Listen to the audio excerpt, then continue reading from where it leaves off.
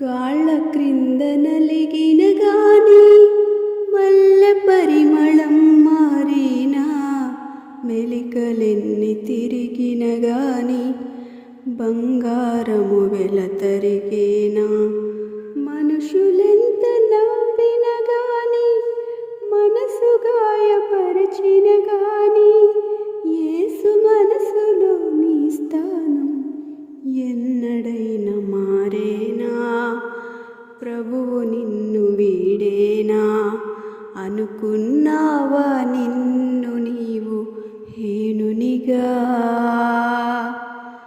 చేశాడయ్యా యేసు నిన్ను ఉన్నత పాత్రగా. అయి ఉన్నావా ఆత్మ విషయమై దీనునిగా.